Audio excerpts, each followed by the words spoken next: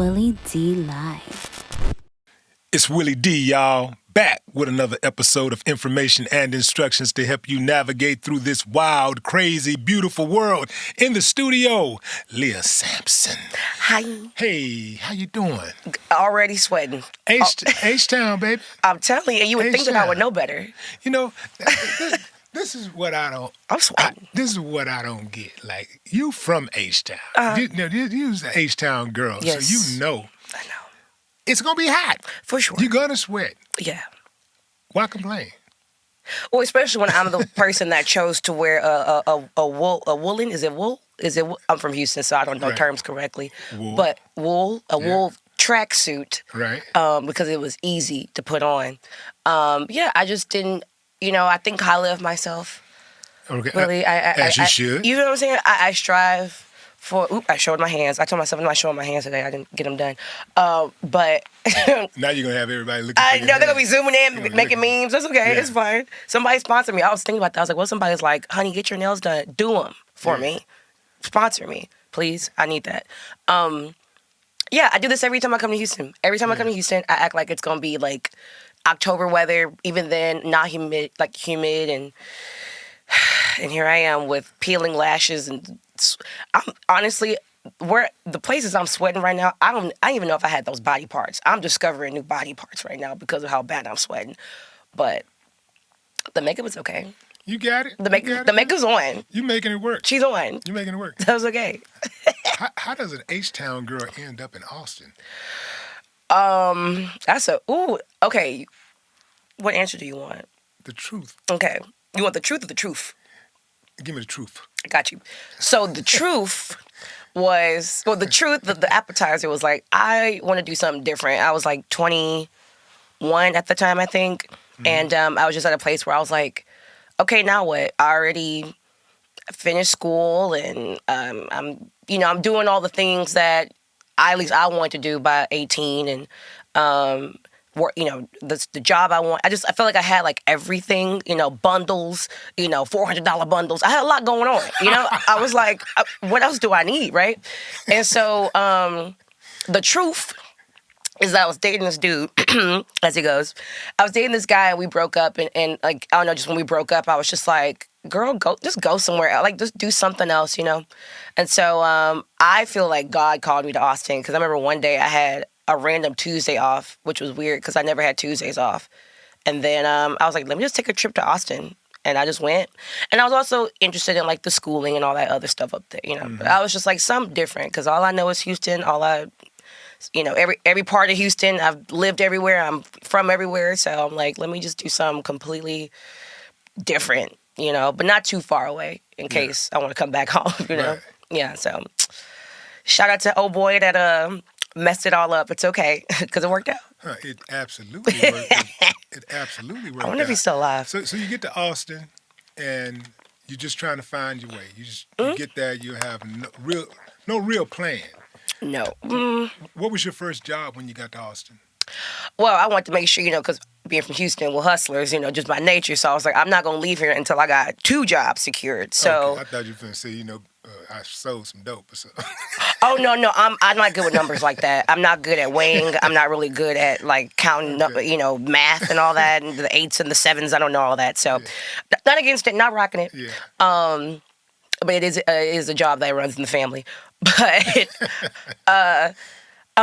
so, like, I always knew I wanted to make money, and I didn't really know how. It's like, I know I want to make money because just growing up, just not the best childhood, and just going through a lot of hell, I just always told myself, like, graduate, go to college, do this, do that. And then that didn't really happen like that. I had to drop out of high school just because of just family hardships and things like that. And so after that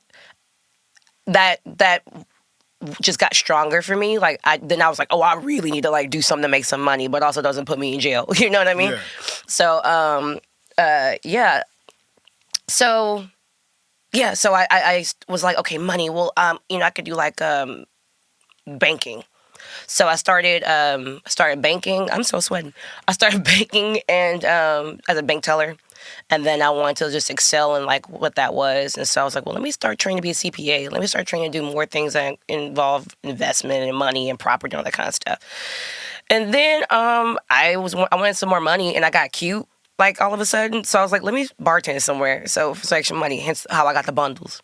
So yeah, I was just bartending, serving, and bank telling. And so when I made the decision to move to Austin, I made sure that the job just transferred. Basically, I made sure that I transferred at the restaurant I was working at, and then I made sure that I got a banking job there before I showed up. So but still, yeah, not really necessarily knowing what the hell I'm doing or just I didn't know anybody there. I think I had no money too. I don't know why. I don't know what happened, but I didn't have no money. I had like $200. But I had an apartment ready with like 7 children from UT and my car and 2 jobs. And I was like, that's enough for now, I guess. Mm-hmm. Yeah. You mentioned your childhood. So it was kind of tumultuous, huh? Oh, yeah. Yeah, it was... The interesting thing about, I feel, with my childhood is, like, it was just so many sections. Like, just so many... You know, it wasn't just like, the single mom. And then it was like, yeah, I had a single mom, but, like, my mom always... We grew up off of, like, Beechnut and Bissonnette. We were everywhere. We were all over. We were Southwest. We were Southwest, yeah. We were between there and A-Leaf and Sharpstown, everywhere. But what's weird is, like, my mom, when she was a single mom, because she married my stepdad when I was pretty young, and he just full-on took on the father role, we was good. Like, I don't really remember, you know, and maybe, like, you can really, like, it's like, yeah, riding the Metro bus in the summertime, that was fun. That didn't seem like a struggle or ghetto or whatever the case may be. It was like we were always good. We always had food and we were clean and all that kind of stuff. I say that because it's like, to say I grew with a single mom, it's like, oh, you had a hard childhood. No, that actually was the best part. It was when the man got involved. But no, it was like, what's interesting is when my mom and my stepdad got married, just a lot of things changed, and not because of him, just like, I guess just I don't know. It was such a weird transition. And so that's why, like, I feel like my childhood was in sections, because some of it was horrific and then some of it was like really dope and really fun. And so I wouldn't say like all of it was, my childhood kind of represents my relationships now. Like, when it's good, it's great. When it's bad, it is the pits of hell. So yeah, that's kind of what it was. But it definitely got harder as I got older. Like in my teen years, that's when it was like, it was not good. So yeah. Give me an example, like, because this is why I'm asking, not to be nosy, but it's a lot of this podcast is really about information and instruction, to help people navigate through this wild, crazy, beautiful world. And you are a symbol of someone who had a rough childhood, and even as an early adult, you know what I'm saying, you had to overcome some obstacles. People need that information, some people don't know. They want to know, well, maybe somebody's out there thinking, if Lea'h can do it, I can do it, And so that's why I ask these questions, not just to be nosy, but I really do want to try to help somebody, right? Mm-hmm. And so, if you could, I just want you to like share, like, what when you say horrific, like, what was horrific, like, and give me an example of something that happened that you deem to be horrific. Oh yeah, and no, thank you for even asking that. And I mean, that's truly the whole purpose of why I do stand up, and that's why I write my jokes the way that I write. Especially being a black girl, being black from the South, it's like there's always things that we're just not supposed to talk about culturally, and I just think that is the issue, So, like, I mean, like, for instance, me and my mother, we just did not get along. Like, she just, and it's crazy. My mom is the most, like, intelligent, beautiful, smart, like, for real smart person. But there's also just this other side to her that she and I just didn't click. And so, there'd be times where, like, there was, I wouldn't even say, like, with her, but, like, just in general, I'll put it this way, in general, I went through a lot of neglect, a lot of, oh yeah, I was like bullied a lot by like everybody. I was, called ugly, and they, said I was never gonna like, nobody was ever gonna love me because I'm just, I'm goofy and laughing all the time, and that was a problem. It was just a lot of bullying, a lot of neglect. I went without a lot. Who's telling you you're not beautiful? Oh, everybody, family, everybody. Like I got bullied by kids. I got jumped by boys all the time. I got bullied by kids at school, spit on, beat up, called slurs, all types of stuff, like all the time. And I think slurs. You went to a predominantly white school? No. Well, the thing was, and again, that's why I'm so grateful that I've even figured out how to write these kind of things into jokes, because I went to a predominantly black school at first, of course, like growing up in the Southwest side, but I was like the white girl, and I didn't even know what that meant. They were just like, I wasn't like, I guess, Southwest enough to like make friends. I was a little different, I guess. I was always like reading books or just dance, just really in my own world. I'm the middle child. Like, you got to figure out your own fun. I'm a middle child. You get, what I'm saying? Like we're in our own little world, and we mind our business, and some people just don't like that.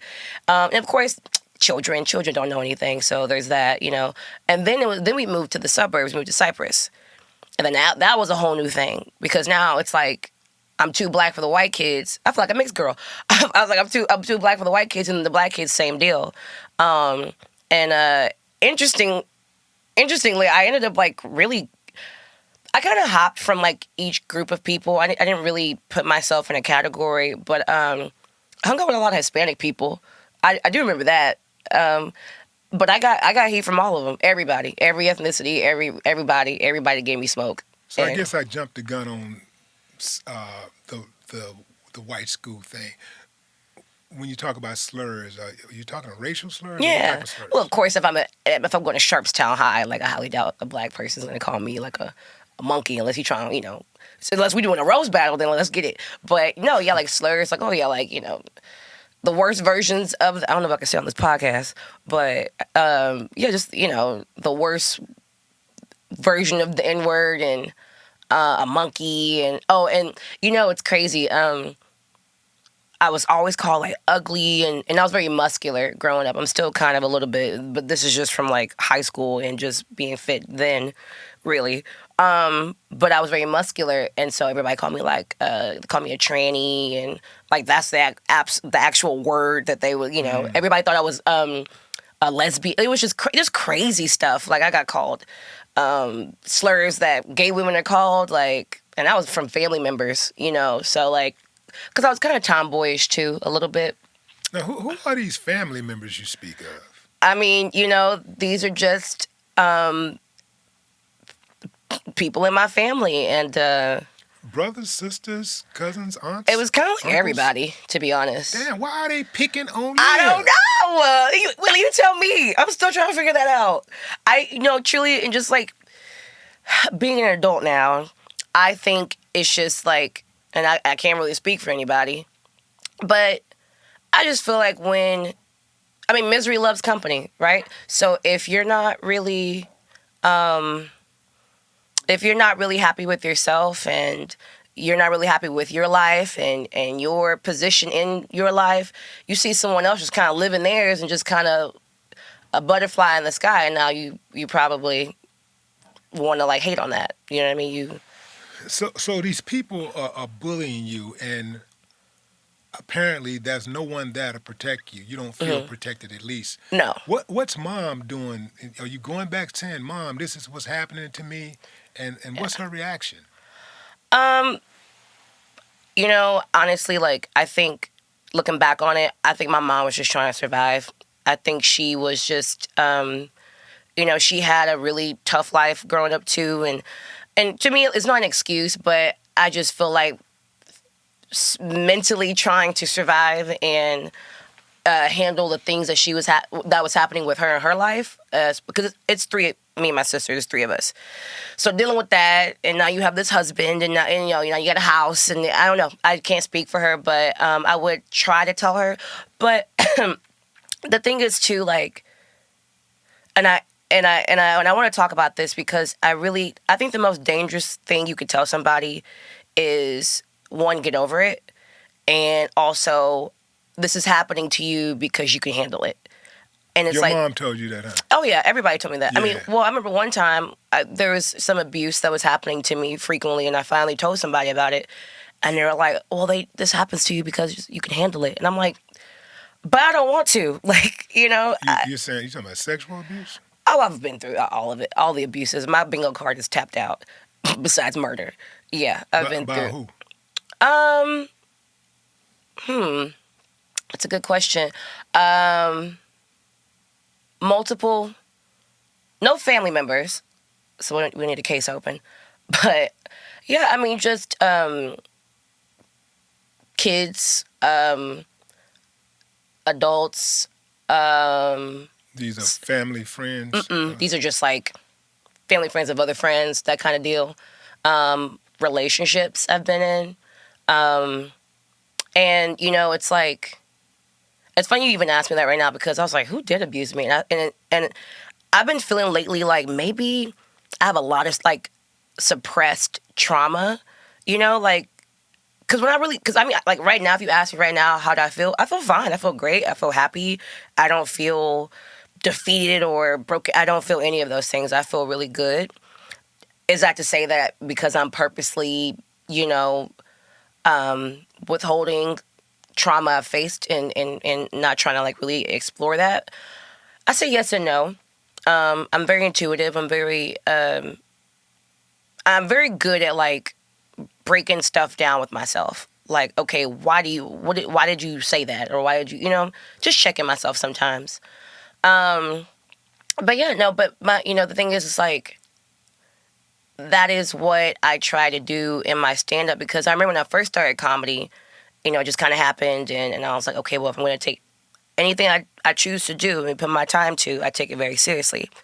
So I was like, okay, if you're going to do comedy, girl, take it seriously. So I remember I first started, and I'm like, I couldn't get it down. Like, I feel like the stuff, like, I think I'm very creative, and like, I could write a story. Just if you give me 3 words, I can create a song, a story, I could do all that. But it wasn't until like I started dating, and I speak about dating so much because what people have to understand is I didn't date really anybody or anything until like 19. I didn't even really like get serious with somebody until like 21, 22. So I was like a late bloomer with just most of that stuff, past like a little high school boyfriend or something. And so that was like new for me. And not only am I dating now, I'm dating in this college town where it's like the Vegas of Texas. You got 18-year-olds and up with just ruling the city, And so it was just like a lot of situations that I just learned about dating and myself and boys that I was like, I'm just going to talk about this. And then it just kind of like dominoed effect until like now I'm talking about other experiences with men I've had. Now I'm talking about my family. Now I'm talking about my trauma. And now it's just like it's helped me come to this place where it's like, no, this stuff needs to be talked about, because I'm thinking about myself. Like, I remember when I started comedy, I was like, okay, who should I reach out to for like some kind of anything? And LaShonda Lester, R.I.P., she was an incredible comedian in Austin. And I remember I reached out to her. I was like, hey, can I like talk to you, about comedy? And she's like, sure. We met up, and she gave me so much advice and just so much insight because I'm like, I don't know what to do. Like, I barely even know about womanhood at all because I didn't have that with my mom.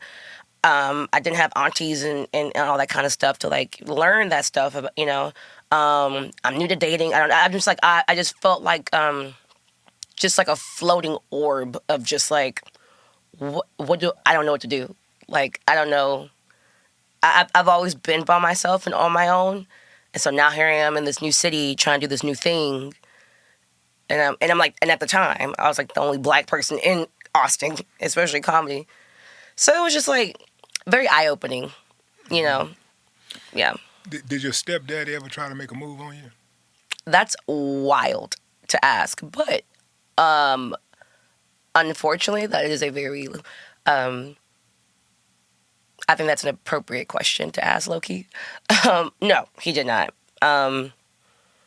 No, I will say this though. No, he never did anything. But I never felt comfortable around men, so I wouldn't say like I felt the most comfortable around him. Because I just didn't feel comfortable around any man at all ever. Another reason why I did wear like very, I guess, tomboyish clothes and stuff. But yeah, I just at an early age I just was not with y'all. Did you have a relationship with your biological father?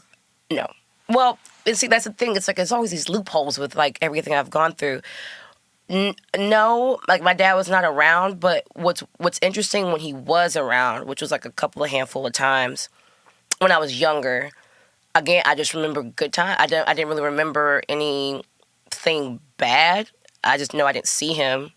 But then, of course, you know, as I got older, I think the day that things changed. I always say that this was the day that my childhood ended because there's two. When my grandmother died. Because my grandma was like the only support I ever had. And then I remember she was the one that was always like, you're going to be a star. You're going to be a star. And I didn't even know what that meant. I was like just 3 years old, breakdancing in the kitchen, you know. Is this your maternal grandma? No. And that's what's kind of funny, too. This was my mother's stepmother. So my grandfather's new wife or, you know, second wife. Mm-hmm. And she was, I mean, the world did not deserve her. She was absolutely fantastic. So when she died, that was the second time I felt like my childhood was over because I found her, which I kind of think was on purpose. You know, I feel like God kind of did that on purpose as like a farewell. I don't know, like a send off almost, if that makes sense. I don't know, because I'm 5 years old finding my number one support system dead in my bed, and I don't feel this feeling of like chaos. I kind of feel this feeling of like, okay. Like, she did what she had to do here. Now it's for me to, you know, at 5 years old. But prior to that, with my father, I went through the story of, you know, he's like, I'm going to pick you up and pick you up and pick you up. This day, this time, this, that. Okay, cool. He lived in Georgia at the time. So I'm, you know, like I said, I've always been very smart. I really could say that about myself. I've always been very smart. I feel like that comes from God. I don't really know how I've become this way, but I was 4 years old and I knew how to use a Windows computer. Like I used to take them apart and put them back to like the little pieces and stuff. Mm-hmm. So I knew what to do. So I was like Googling like things to do in Georgia, the Coca-Cola factory. I'm just like, we about to have a ball. And the day came and I was like maybe 4. And I just remember I called him at least 700 times. And I had my clothes packed and everything. And I just sat on the curb from literally 8 a.m. to 7 p.m. And I remember he finally picked up and he just started screaming at me. And he was like, stop calling me and da-da-da-da-da-da. And then just hung up. And I remember wow. That was the wildest. I've gone through heartbreak before in different ways, but to this day, that's number one. I physically felt my heart rip, and I was like, damn. And so I feel like from that day, and then I think my grandmother passed away shortly after that. It was that year or something like that. It was just like, okay, girl, welcome to the real world, and that was just kind of that. Did it ever get you to a point to where you felt like you didn't want to be here anymore? Oh, yeah. Absolutely. Yeah. I didn't really feel... I didn't really feel suicidal until probably when I was 16. I mean, I think I had thought... I feel like to an extent we all kind of feel that way or think about, just fuck, it would be... Sorry, I don't focus. It would be best if, life would be easier if I wasn't here, for sure. But I think when it really hit me where I was literally, I feel no joy in anything, which was, and I think how I got to that point is because even on my worst days, even now, I can make a joke out of something. That's my defense mechanism. I just, I can always just find something funny or good or something in any situation. But when it got to the point where I was like, I can't even do that. Like, I don't want to talk. I don't want to, which is like the complete opposite of me, you know? So, yeah, I think that was the one time and then it's like no support. You know, it was like you have all these friends who, and I say this to this day to my friends that like know my story and stuff. They're like, oh, you know, Lea'h, sorry if I'm talking about my mom too much or my dad. I'm like, I love that. I love that. Like, just because I didn't really have that doesn't make me not want or get upset with, you know, other people having that.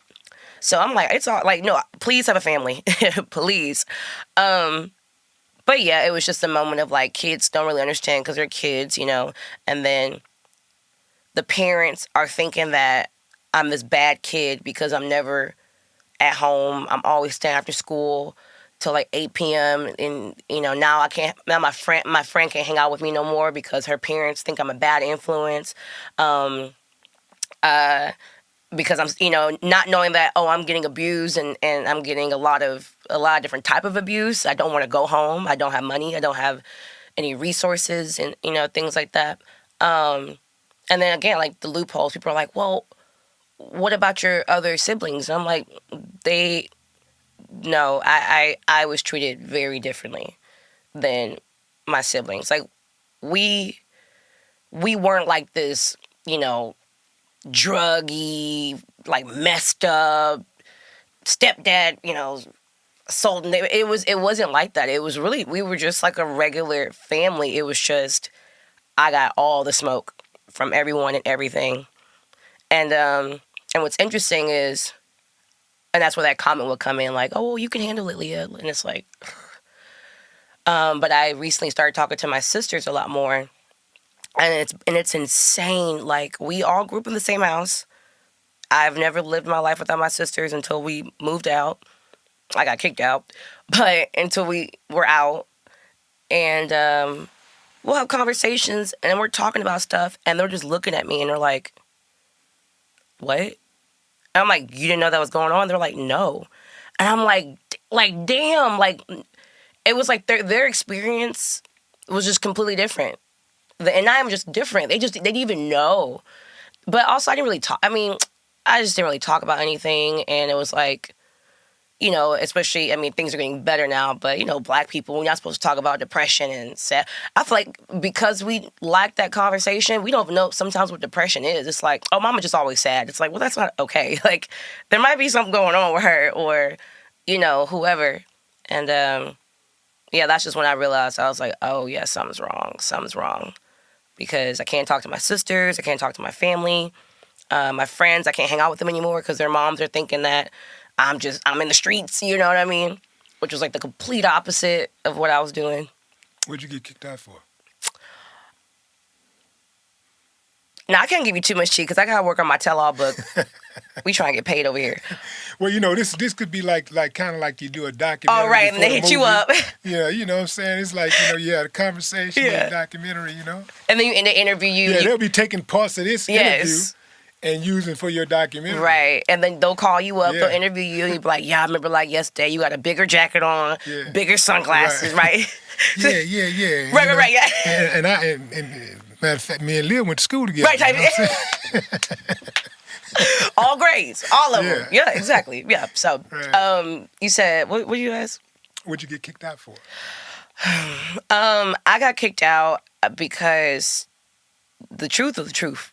The truth. The truth is, I just think my mom, again, I can't speak for her because I just feel like my excuse for the way she treated me, I feel, and it's not really an excuse, but I just feel my mom just had a lot of trauma and pain and this, that, and the other, and I was just the outlet for her. But the truth is I came home one day from work, and that's when I knew I felt like I wasn't the problem because I really didn't do anything. I didn't do, like, and I hung out with kids that were drinking and smoking and having sex and all that. I wasn't doing any of that stuff. Still hanging out with them, kicking it, but I wasn't doing any of that stuff. I wanted to, the whole time I was in high school and middle school, I just wanted to be successful. I was, you know, studying, trying to graduate, applying for scholarships. I wanted a job so bad that I don't know if I can get like in trouble for this. I created a fake social security number when I was 14, so I'm good with the computer. I'm real savvy. I create like that, but that's how so when things would, my mom or whoever would just like pop off on me, I'm like, I'm not a bad kid. I'm like, I don't do anything. Like, I really don't. Like, yeah, I don't come home because I don't want to be. Y'all don't want me here, which is cool. I don't want to be here either. So, anyways, I got a job and I was like 16, I think. And I came home and I used to eat ice a lot. That was like my cigarette. Like I would just eat. Because looking back on it, I was just always like anxious. I was just always very anxious and afraid of what was going to happen to me next and all that. So I would eat ice, and my mom heard me, and she didn't like it, and it pissed her off, and then she just came for me, and yeah, and again, I'm not saying my mom she like, I'll just say like she just had some demons that were released on me in different ways, whether it was verbally or mostly mentally, but then again, the loophole, there were days where she's like, you're going to be like everybody. It was like everybody was like, we hate you, but you're going to be a star. Like I didn't even think about acting or, that was a career in entertainment was something that they like introduced to me. And I was like, oh, I guess I should do like, dancing and acting and all that. And so it was like that kind of weird thing. It was like they supported that part of me, but like everything else, they were like, no, get out of our face.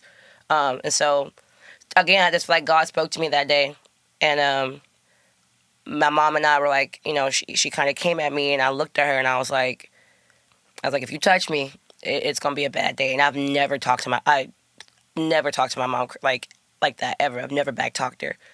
And she looked at me, and it was weird. It was like a woman to woman, like, kind of.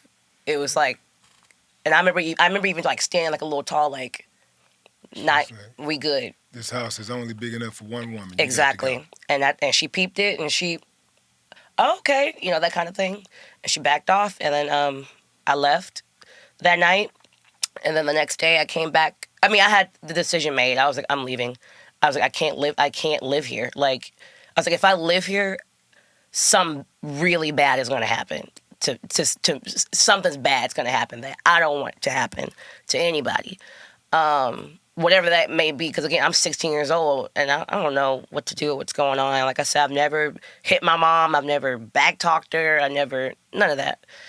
So, because that's not my style.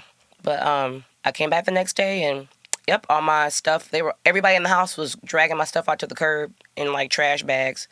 And then and then the cops were called. They're like, you're trespassing the property. I'm like, okay, I'm here to get... 16? Yeah, like 16, 17. So where'd you go? Well, the boyfriend that I was not living with, the boyfriend that I had, he had a truck. So, I was staying with a neighbor. And I was staying with him. And so I would like switch. I would stay with the neighbors. They housed me for a little bit. And then I would just sleep in that boyfriend's truck at night, like in front of his house, because his parents were like... Was he in high school also? No, so I had known him from high school, though. But I had known him from high school. But he was like 20-something, I think. No, he had to have been 19. I'd say 20-something? You known him since high school? No, I think... He kind of slow. No, or he kind of fast. No, I think... No, I was saying he's kind of slow. If you've known him since high school and he's 20-something. A different hobby. No, it was like, I had just turned like, it was like 17 or something. I had to have been 17. I don't know. And he was like 18, 19, something like that. I don't know. But we didn't date until I was about like 18, 19. We were just really good friends, I guess. Because also, like I said, I was afraid to do anything with the boy, so we weren't doing anything. He was just a really good support, I guess, system. And then when I got on my feet and all that, then we, got more serious and all that. But yeah, I was between him and then And then this day came where the people I was staying with, they were like, "You gotta go. You gotta, you know." So they sat me down at the table, and they were like, "Here's some pamphlets for the nearest homeless shelters for women homeless shelters," and and the conversation was kind of like, one, we don't want to be liable for you because technically I was still like, which in Texas it's 17, but I wasn't gonna fight them on it.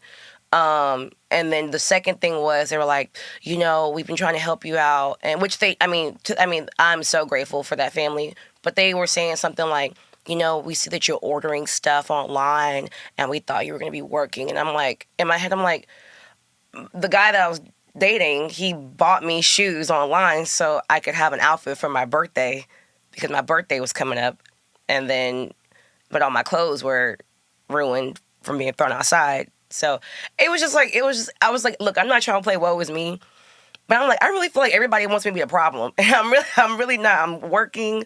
I'm doing everything I can do. Everything. I didn't have a phone.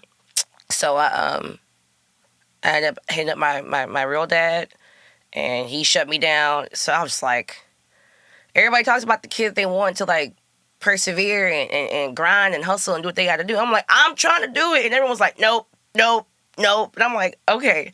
So, You know, I'm sitting here and I'm listening to your story, and I remember even from the first time that I met you, you had a particular aura about yourself that was very soothing.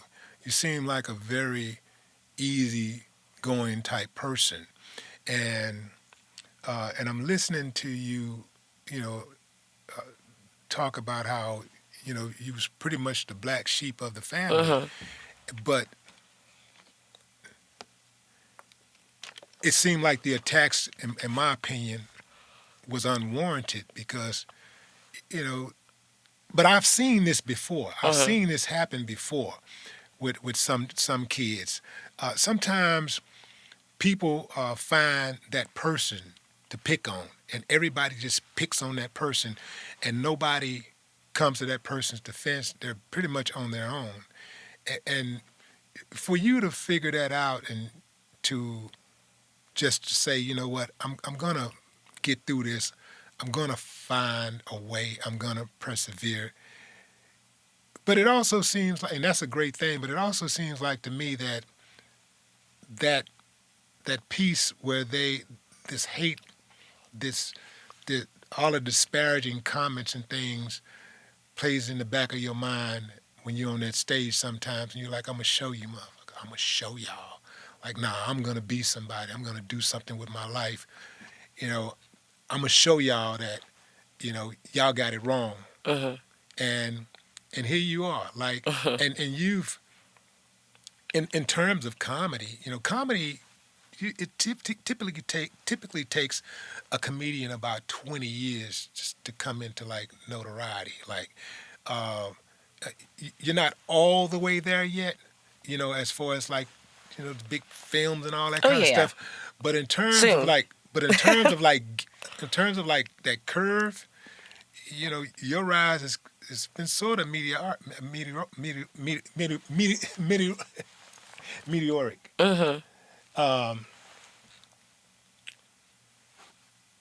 How did you get into comedy?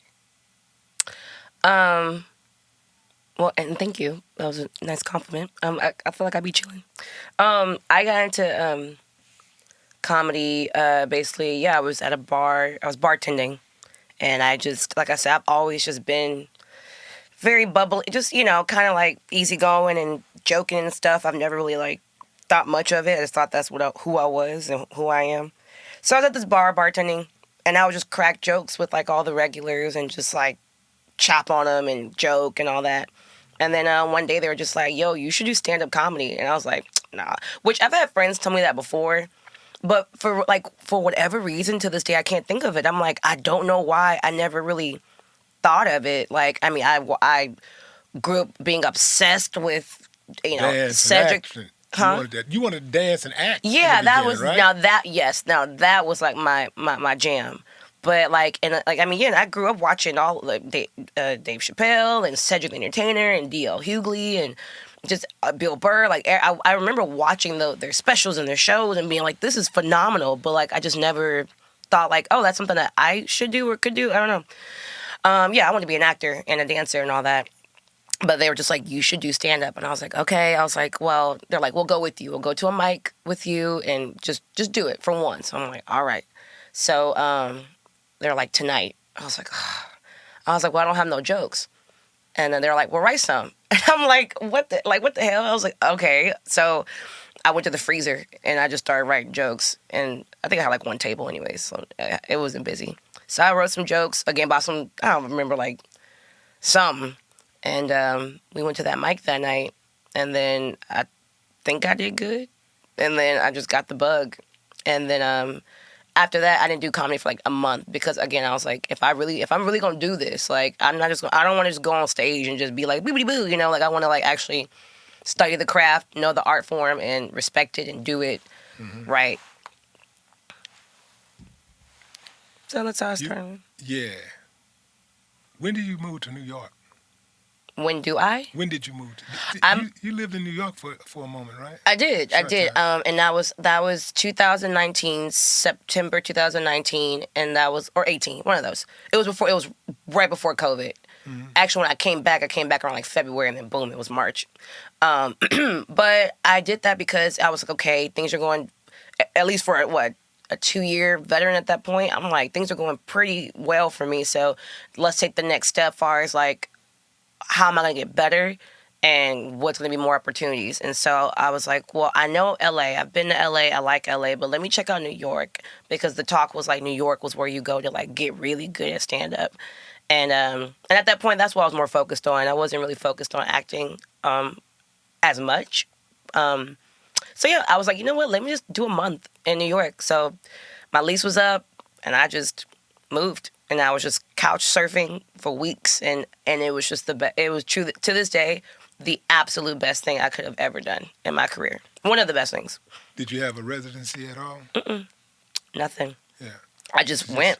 I had some friends that I knew from stand-up. I had some friends that were doing comedy in Austin, and so they moved to New York. And so they're like, yeah, if you want to sleep on my couch for a week, come through. And I was like, bet. And I did, and it was fun. I had the most fun. Like, being with comics every day.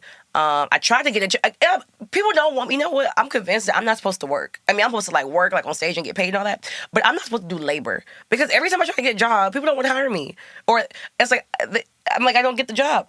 I tried to get a job. I was like, I'll work at the deli. I'll do something while I'm in New York. Nothing. So, but some way I survived. I don't know how or what I did, how I got money. But yeah, it was a phenomenal experience. It showed me comedy in a different space. Now I'm doing shows where there's like famous celebrities and local celebrities. Just like a different group and a different world and a different work ethic of comedy.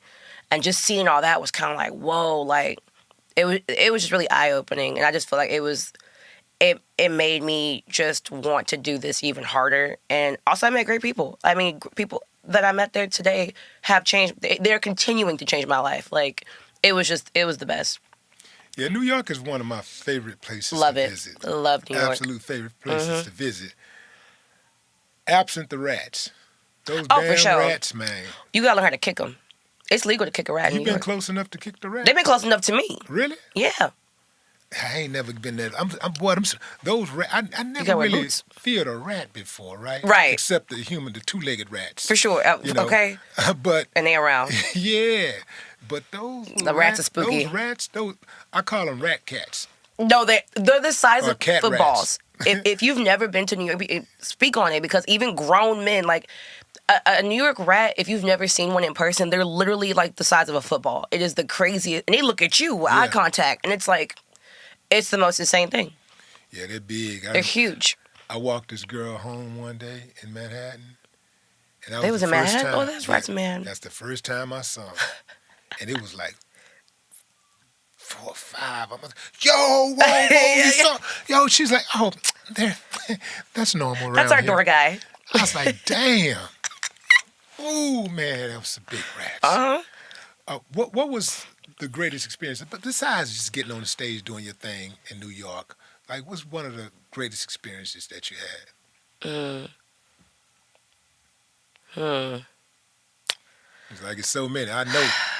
I mean, honestly, like, I mean, I can even say there's been like some dive bar shows I've done that were like the best experience. Just the fact that like to perform, I know it may sound cliche, but like to go from, because I knew I was like likable growing up, but I didn't feel liked. Like I really didn't feel like people liked me or wanted, I did not feel like supported. So it's like to go from that and to do a show where people are literally, I mean, like obsessed with you, and not like you, but like your story, your jokes, your craft. You know, it's like for me, it's like if I see a dancer and this dancer, I mean, she's just going crazy. I'm like, you know, for people to feel that way about me, and I'm just talking. You know, I'm speaking truth and I'm writing, but it's like I don't know. I just say really any show where the shows I've done that sold out, like the headlining, every headlining show I do, I cry because I'm just like, this is insane. Like,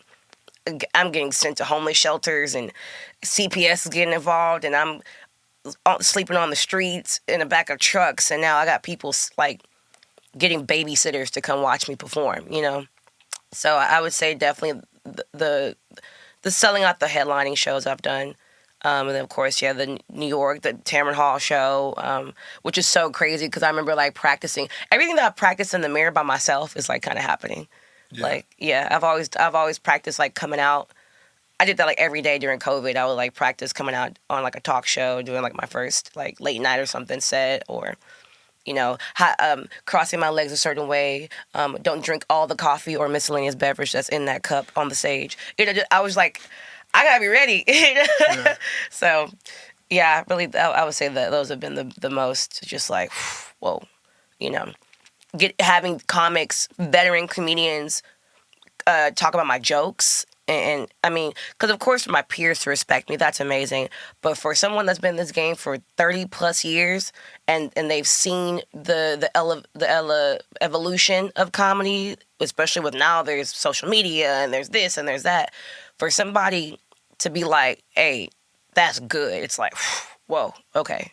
You got Bill Burr following you on Instagram. I know, and it's just crazy. Like him and like, yeah, he like broke down one of my jokes and was like, this is, and I'm just like, this is insane. And it was him. It was Neil Brennan liked one of my jokes, and he talked about how, you know, he liked the structure and all that. And Wayne Brady, he's reached out about my, like, it's like, that Samuel Jackson, he's like uncle now to me. Like that's just, I mean, because, you know, it's like I'm funny. I'm a funny person.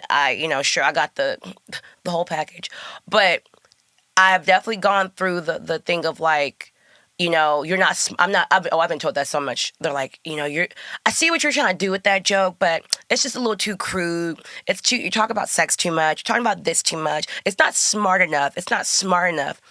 You're not that funny. I mean, I've gotten told it all, right? And yeah, you only get booked because of how you look and this, and it's like, come on. Like, none of that's true. And I'm just like, okay. So for these people, these old heads to be like, and I mean old respectfully, but for them to be like, no, like, that's good work right there. It's like, ugh, whew, like, yeah, we're getting busy now, you know? Well, Rodney Dangerfield told Eddie Murphy that he would never make it because because of his so-called crudeness in his jokes. And Eddie Murphy told the story of years later, he was at a urinal and Rodney walked in and he looked over at him and he was like, who knew? You know, like, yeah, so just because somebody been in the game don't mean they necessarily got it. They necessarily know. You know, if the thing is that a determined mind is one of the hardest things to stop. Mm-hmm. Like, if somebody just determined to do something, it's going to be very difficult to stop them. So had you not been so determined, perhaps you would have believed some of the chatter in the background. Oh, for sure. I mean, and I did. And also it's like, you're right. I mean, I feel like every comic goes through that, the ups and the downs. Like on the inside, of course, I believe in myself, but I did listen to those things, and some of those things helped me. That's natural. Be better and write better. And I wouldn't necessarily say like people that have been in the game like know exactly what they're talking about, but what I've been told and what I kind of can tell, and maybe you can attest to this too, you know, especially in the business, nobody owes you anything. Nobody owes you a compliment. Nobody owes you a whatever, you know. So if someone goes out of their way to say like, hey, like, and it's not no weird stuff behind it, you know, to me that feels like, okay, we're on the right track somewhere. Like, I'm not doing everything wrong right now, you know. But also, yeah, I don't. With that being said, I don't feel like you have to be in the game for 20 plus years to be, you know, like I think where I'm at right now is exactly where I'm supposed to be. I have a lot more work to do. I'm not gonna stop. I'm gonna always have more work to do. So I don't really see it as like I've reached like my pinnacle, or I just think what I'm doing right now. I need to just keep. I mean, all I know how to do is just keep going. Like, I mean, that's it. I don't, you know, that's all I know how to do. So, how often do you get compared to Sommore? You know what? I think the only people that have compared me to Sommore have been like black people. Like, really? Yeah, like no, but I know it's always Tiffany Haddish, or I mean, really, yeah. At first, it was always Tiffany Haddish, and that would always offend me. And if it offends me now, nothing against her. I think she's great, but it's like I know why y'all are comparing me and her. You're only comparing us because y'all in y'all's head think that these two black women look exactly alike and perform alike, and we don't. You know. And so that would really upset me. But now what's interesting, I feel like I'm doing better in comedy because now I'm getting compared to men. So now people are comparing me to like male comedians, which I think is hilarious. But no Sommore, no Wanda Sykes, which will all be compliments, you know. I mentioned Sommore because Sommore does have striking beauty. Mm-hmm. She's the leather pants and the titties out and all that. This style and all of that. Mm-hmm. And you got that. I remember the first time I met you, I thought you was an R&B singer. Oh, I get that. Bottle girl, yeah, groupie, just hanging around in the green room with a notebook. I thought you was an R&B singer. And then when I was like, she a comedian. I ain't gonna lie. I'm gonna call it strike and ball to ball. Hey, look, I'm gonna keep it a buck. Yeah.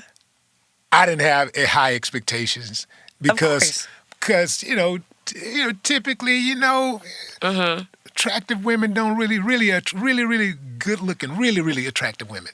They just don't really do well in comedy. Typically. No, and I love that. Everything. No, I'm not offended by that at all. I love when I come on. I love when I walk into a club or something, and people are like looking at me like, oh, she probably waiting for like her sugar daddy or something to pull up, you know. And then they see me on stage, and I can just. It's like I can feel the gasp, like, oh, she's one of the comics. I think your thing is really natural. Like you don't like try to overcompensate for being attractive. I know attractive women who try to go overboard to throw people off. Like, look, don't look at my face, don't look at my body. Right. Listen to these jokes I'm about to tell, and they just be saying the craziest, wildest things just to get like a reaction to show people that they really are a comedian. And your jokes fit. Like it's in pocket. Everything is like right in pocket. It's not too much over here. It's not too vulgar. It's not too prissy. It's like right there in pocket. Thank you. Yeah. So it works, and I can tell. I know that because you do have good jokes. That's the first reason why they want to work with you, not because you're cute. Right. They want to work with you because comedians respect jokes. Right. If you ain't got the jokes, they don't give a damn how you look. Right. Be like, yeah, let's hook up over here. Right, yeah. I'll give you unpaid stage time or something. Yeah, no, not over here. Not I mean. Yeah, because at the end of the day, you gotta be able to sell tickets. Mm-hmm. At the end of the day, you can't sell those tickets, man. People don't care how good you look if you can't sell tickets. And it happens a lot, and it's interesting because I've had things happen. I've talked about this before where I always say this. When the conversation of comedy happens, especially like amongst like, my age group or like the new up and coming, people in comedy, when we have these conversations, I'm like, why do you do comedy? And I'm not like questioning you, like why? And I usually ask people that like come to me trying to do stand up, and I can just kind of, I'm not judging them, but I can tell they're not trying to do stand up because they love the art form, or they want to try it, they want to learn it, they like the attention. They like the attention, and that's what happens to some. I won't even say just girls, people in general. What'll happen is they just want they feel so lost in life, or whatever it may be. You know, they thought they were going to be a teacher by now, they're not. They thought they were going to be this by the, and they're not. And it ends up showing. And so what I've come into contact with is like some people will say this to me where they're like, oh, we just thought you was one of those girls. Because I've had girls be like, oh, you're pretty, I'm pretty, let's do a podcast together. No, I'm not going to do a podcast with you just because we're cute. We could collab on the OnlyFans and get money, but I'm not going to, just because we're both cute little girls, or women or whatever, that's not, I'm not gonna, because I don't want to be. You think I'm beautiful? You think you visualize me naked? I don't care about none of that. But I got these jokes, and I rather you respect that first. Then you can talk about the other stuff. I don't care about that because I'm not stupid. I know I look good and I smell good too. But also, like, I do the work. You know what I mean? And let's hit that first before you try to hit me. Sam, it ain't gonna happen. But you got an OnlyFans? I do. Can I? What do you put on OnlyFans? Yes, give them the handle. It's Lea'h. Is it Lea'h Sampson? Everything's in my link tree on my Instagram. Officially, it's Sampson. But if you got $10, come find out. And also, I'm gonna be doing a special this week. I don't know. We'll see what's happening. So yeah, if you want to find out what's on there, y'all need to collect the $10. Send it my way. $10. $10, right? $10 a pop. It's not bad. Let's switch gears real quickly. Who lie the most, men or women? Both. We just do it better. Women do it better. Mm-hmm. I've always said that the beauty of men. Oh, can we get into this? Yeah. I know people are gonna not be happy when I say this, but I'm telling you, this is the truth. Men are psychopaths. Women are delusional. That's just because the beauty of men, as much as I don't like y'all, the beauty of men is that y'all are so black and white. Y'all will show us but women, we're just so caught up in ourselves, not ourselves, but like our this delusion where it's like, yeah, he hasn't called me back in like 3 months. Yeah, he hasn't like texted me back or nothing. Yeah, I haven't seen him since we hooked up that one night, but he's still watching my stories. Girl, if you don't go get you another man, that's not your, it's like, he don't want you, but, and just that action it's a very black and white action, because men, y'all go after what y'all want. If you want the girl, you're going to go after her. If you don't want it, you back off. And some girls would be like, oh, because, he took me out to dinner and all that. Yeah, he was going to eat anyways. He might as well eat with you. And then, we smashed. Yeah, how you want to get off, he want to get off too. It's like, that's not really an indication of like, this is your man.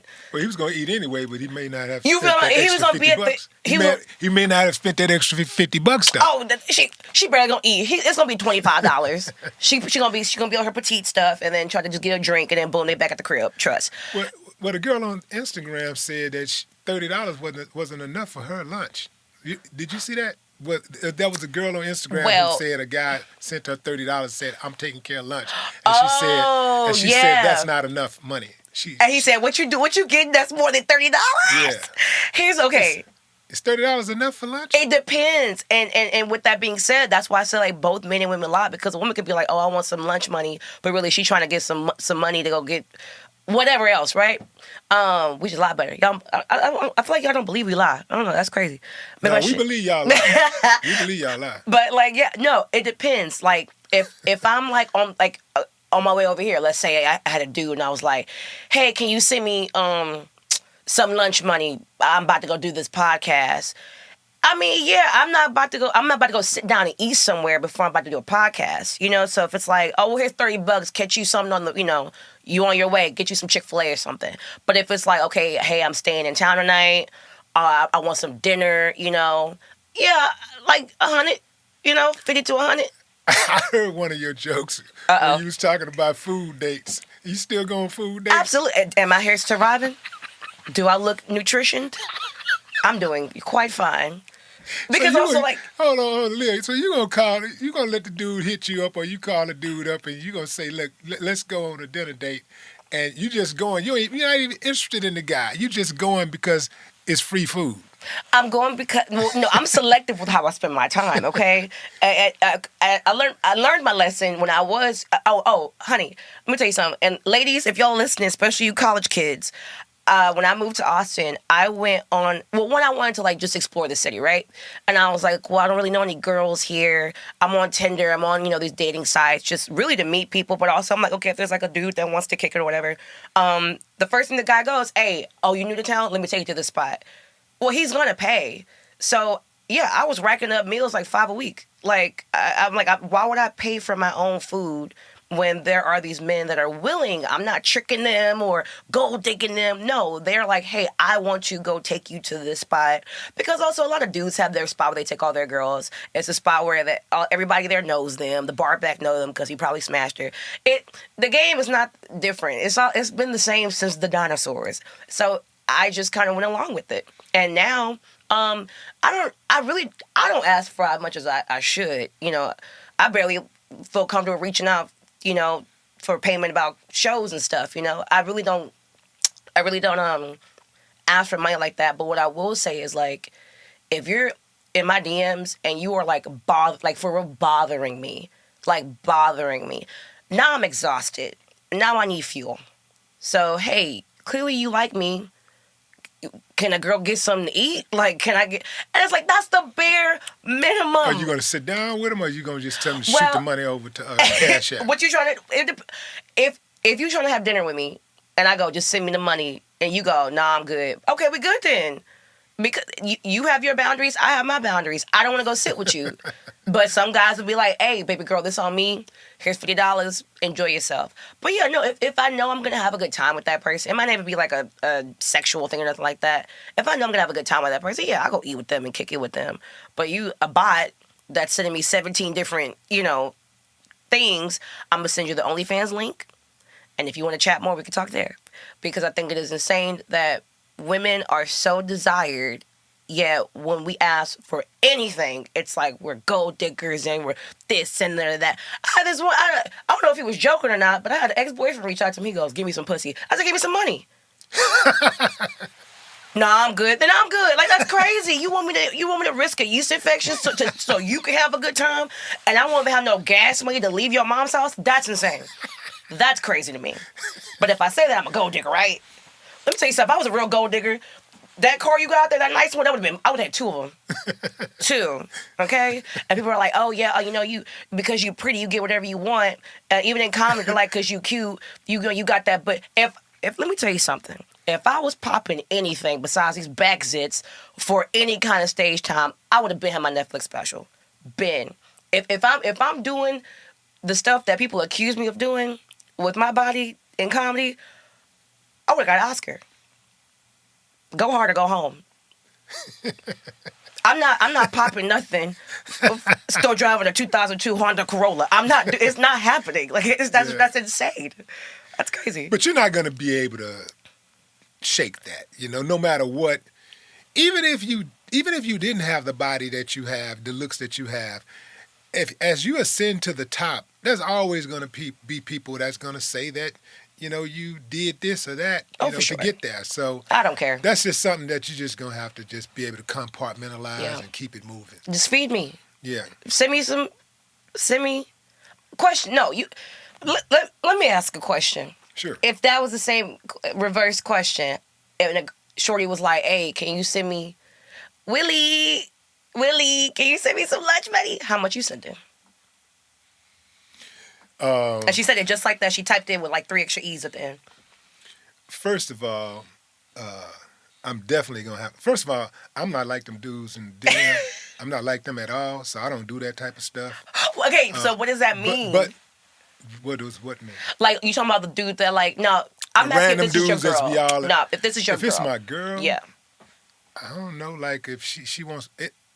But I can't grade myself like I would grade another guy because I got it. Right. So if my chick asks me for some lunch money, I mean, first number. I mean, I don't know. I'd probably send $50, $100 or something, Okay, so and see, that's my thing. I feel like that's appropriate. I feel like I don't know. I've always had guys and boyfriends send me like $30, $40, and I'm good on that. Like, And if I need, I mean, because also think about it. I mean, not to be rude to the girls, but like, yeah, what are you getting as a woman? You're by yourself. You go to Cheesecake Factory. Your plate probably gonna be $30. Great place to eat. Cheesecake Factory, It's okay. baby. Actually, if no, you we can't be think saying you on that. too They're not good for sponsoring. Cheesecake Factory, man, you need to get on up out of here. Cheesecake is good. It's not. I feel like it's in the same. I feel like food is food, low key. Like I feel like I'll eat at I love If it's Cheddar's. good. If it's good, yeah, I'll eat at If it's cheesecake. I'll eat at a. Actually, I just went on a date to Cheesecake recently. A few weeks ago. I'm not with him no more.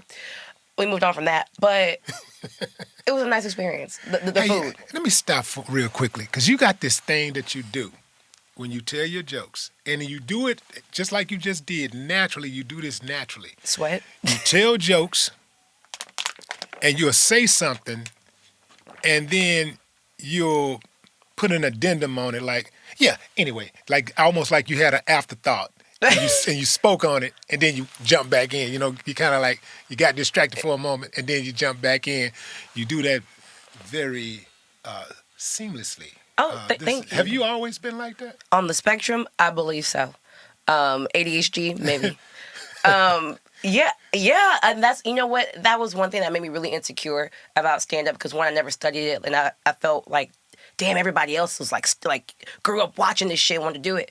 Me, or like sometimes I feel insecure talking to comics, because some comics would be like, oh, is she trying out a bit? I'm like, I'm really not, though. Like, I'm not trying out a bit at all. This is just literally, this is what I would do at my job. And this is why people, like, the same thing that you're saying, they say the same thing to me. They're like, you should do, like, they're like, you have great timing. You're always making up something, like, and it's like, I'm not trying to be funny. I feel like a lot of comics have to learn how to, they can write, but they didn't learn how to be funny.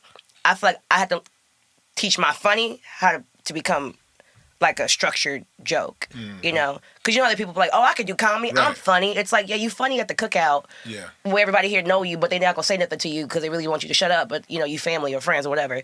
But to go on stage and make jokes, like, people don't know about your Uncle Larry. How are we, that funny thing that did happen with him, how are you going to resonate that story on stage to where we've never met this man, we don't even know you, but what you're saying and how you're, like, structuring it, we're like, now we see why you even decided to say that on stage, So. It's the difference between battle rap and being able to write songs for commercial release. Right.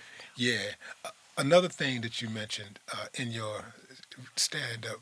Oh, you did research. You talked about the difference between dating black guys and white guys was that the black guy, when you take your wig off, the black guy just act like it's a regular thing, it's normal. But the white guy is like, how come you didn't tell me you had cancer?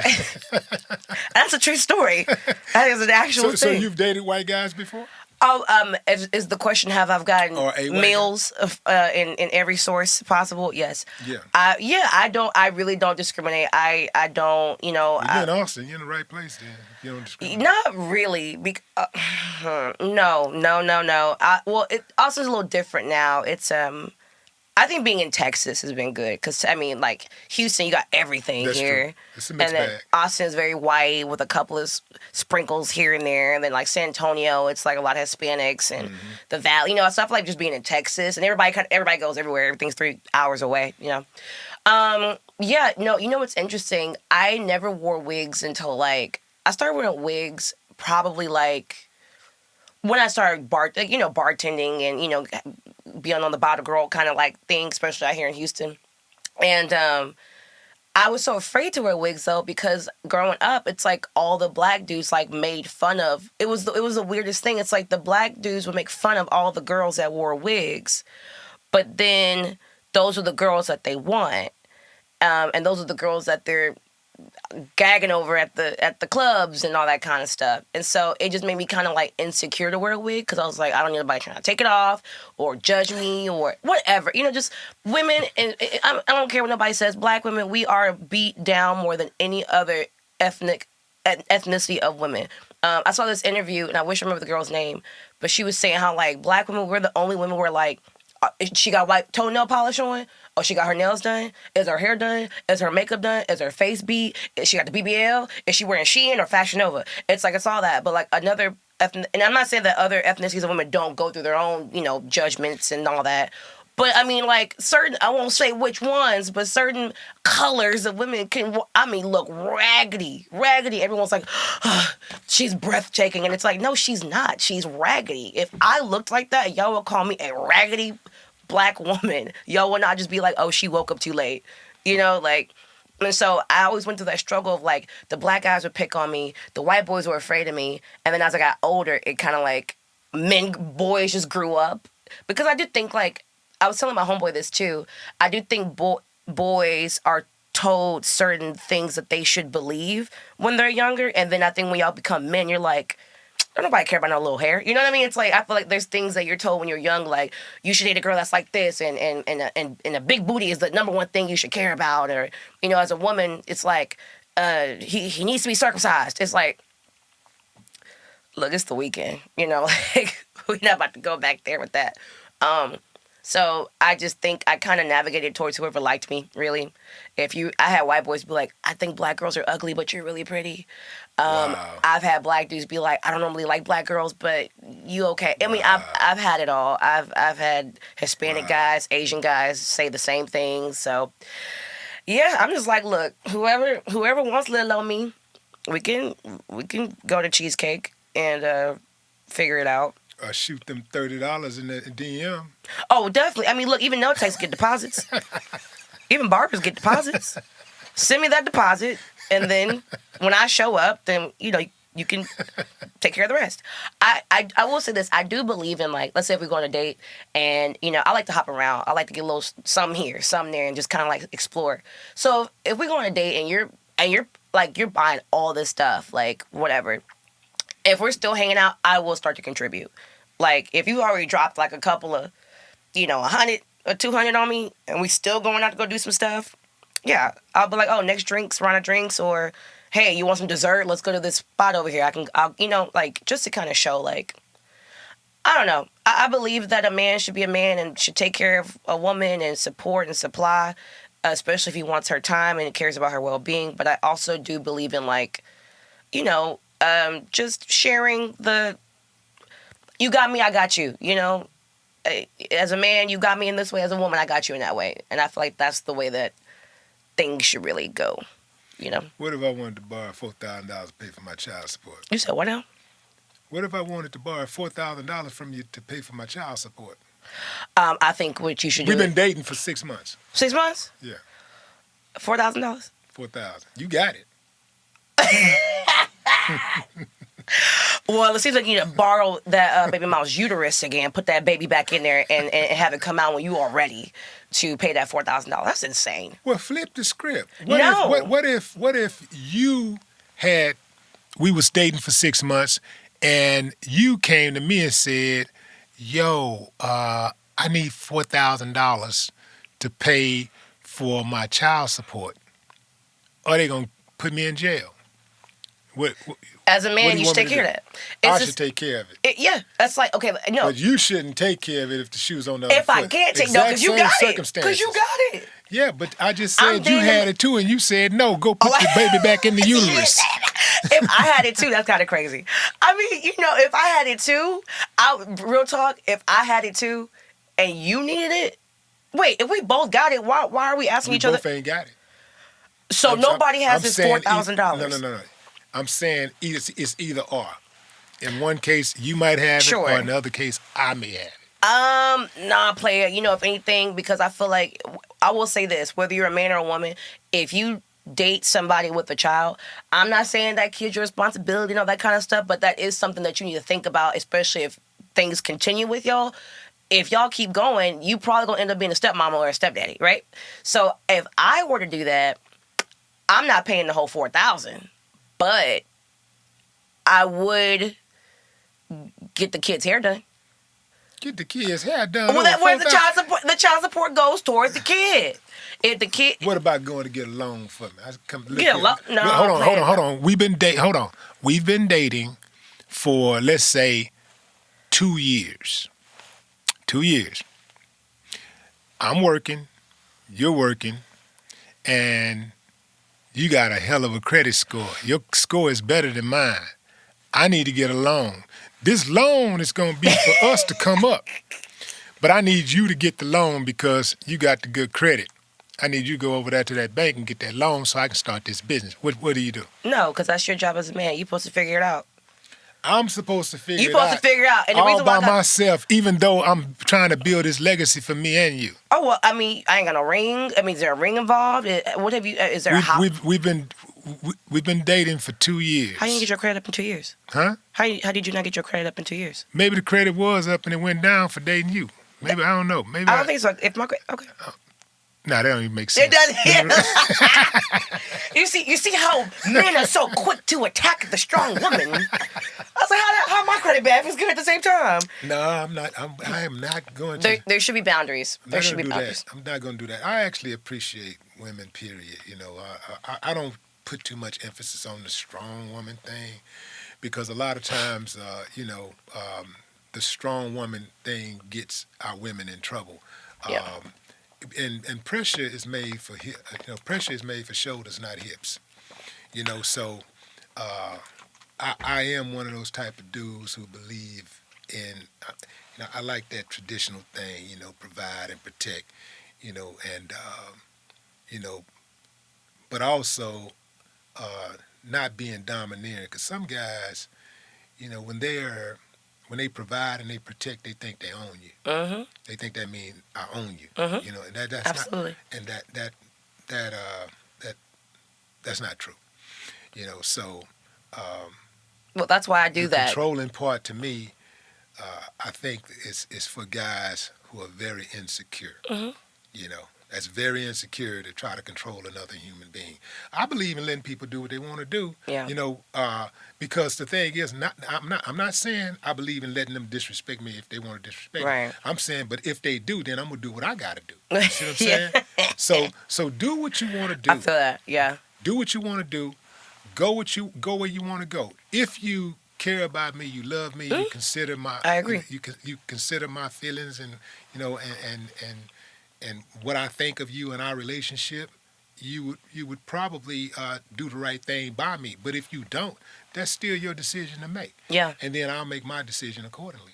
I think yes, and that's why I say and I'm just using this as an example. If a man, as a woman, if a man is just not giving you or wants to even give that to you, even he's showing you that he doesn't want to give that to you, cool, you ain't gotta hate him, but now you need to think in your head okay, now you need to move a little different because clearly it's just not happening, and that's okay. That's not a problem. Do you think that there's an epidemic with men being the roles are switching, right? Like the women are becoming the men are becoming the women. Because that's all over, social media. Women are acting like the men, and the men are acting like the women. And why do you think that is? They're never going to become. Right. Women ain't going to never become. Wrong verbiage. No, you're correct. Yeah. But yeah, they are behaving in contrast to their anatomy, and I personally think that when it comes to men and women that there should be a difference in us. There should be more of a difference than just our anatomy, right? The way you walk, the way you talk, the way you dress, the way you behave, the way you even argue. A man should never argue with his neck. Okay. You know what I'm saying? Ever. Or with a woman. Yeah. First of all, to be arguing with a woman is insanity. Yeah. I think sure, you might have with your spouse, but I'm talking about if you're yelling at a woman. Yeah, that arguing with the woman, you can't even win that argument. So the best thing to do is just digress. You can have a conversation with her. If she don't have a conversation, you just shut it down and keep it moving.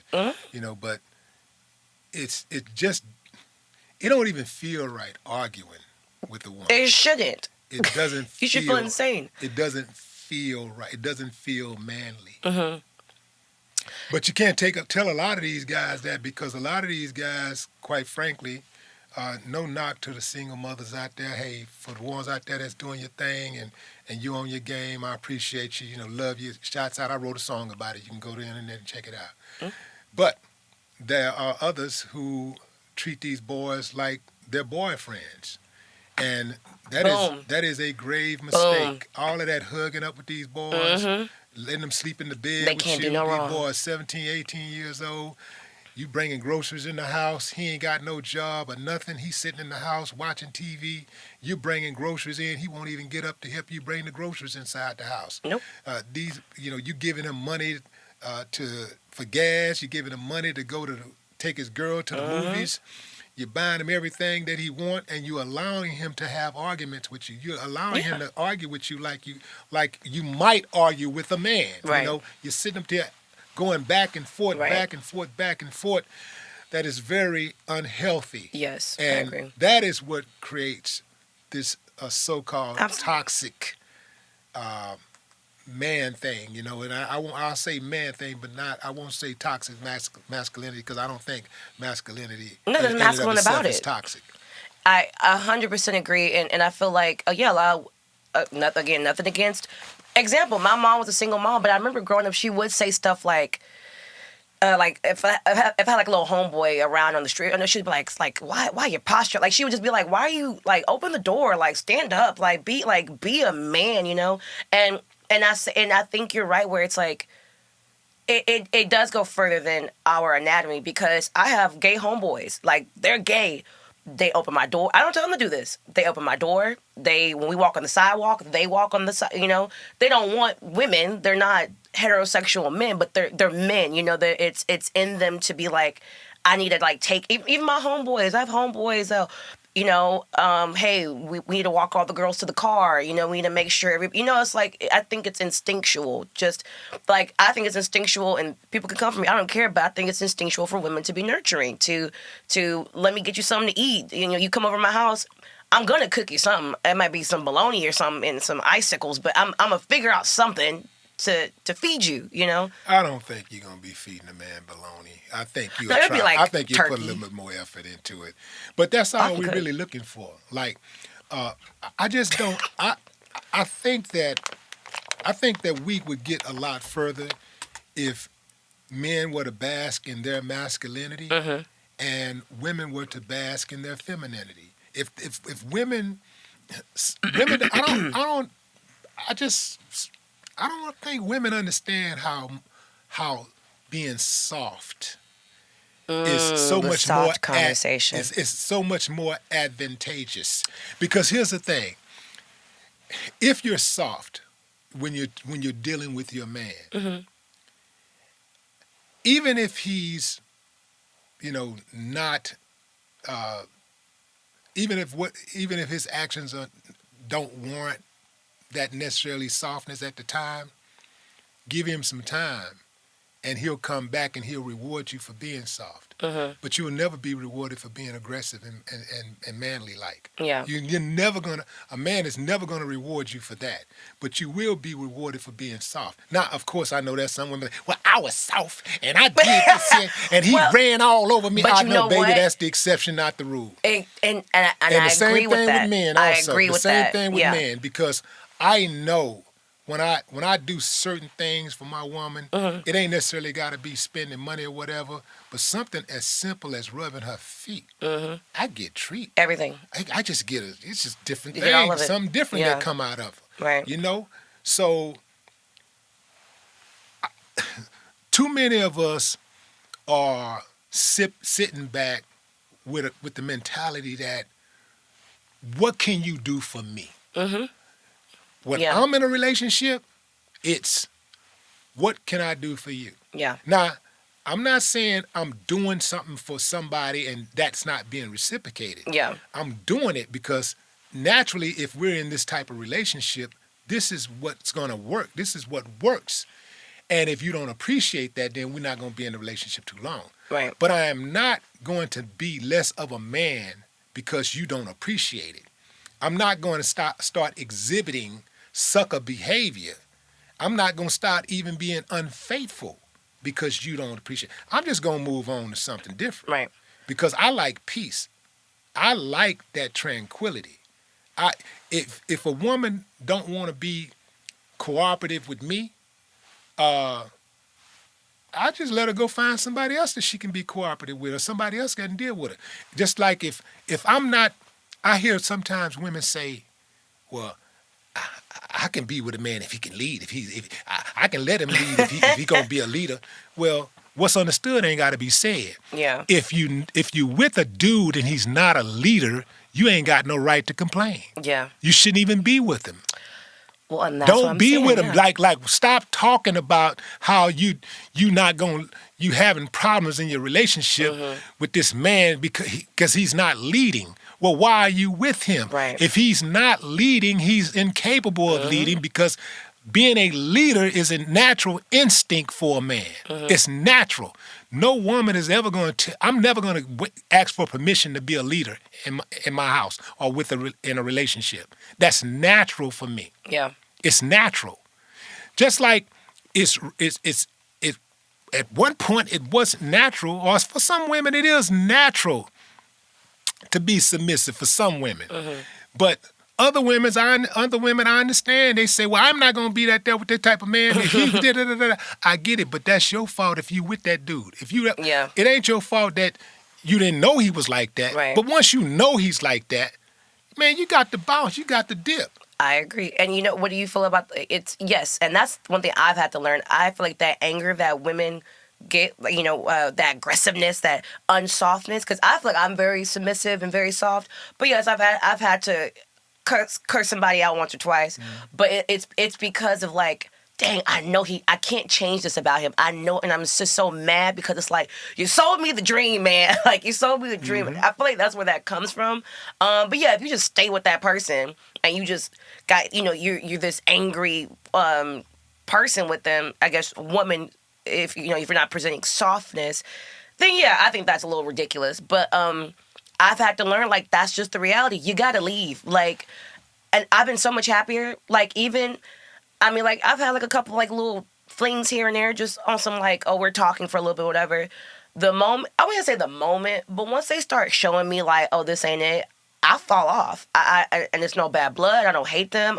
It's just, like, I know where this is going to go, and I don't like that. So let me just leave it alone versus doing what I used to do, is be delusional and think that if I get angry or if whatever the case may be, or if I, ignore him, just play all these games, But I do think it's a give and take. I think the man should show his role as the man and the woman should show her role as the woman.